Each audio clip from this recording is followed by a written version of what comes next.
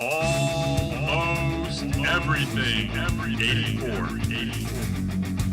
Hey guys, Dan is Almost Everything 84 and just opening up the Beaks and Paws wooden standing bird feeder. So just taking a look in the box here, we got some directions and we're going to put this together. Alright, doesn't look too bad, just a couple pieces. This piece is already assembled, which is nice. The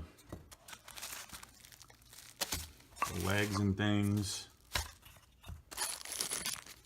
And all the wood screws. So we'll get started.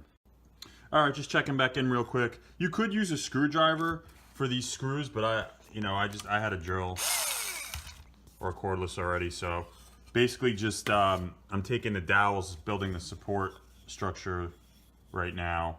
You stick the dowel in there,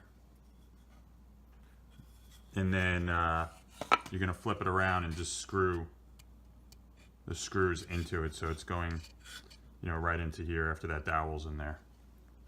And then you'll have this lower support part, and you're gonna add these other things on there to round it out.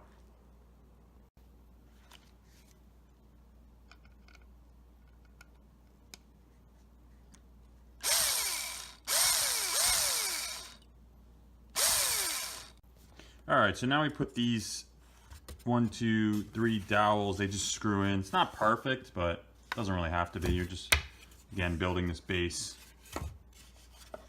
Really easy to screw in. The wood's soft, so it's not much of a challenge. And if you have an electric, screwdriver, it goes in a second. So now we're moving on to attaching the main feeder to the base. Alright, so we just attached this pole to that pole to kind of put the whole thing together here.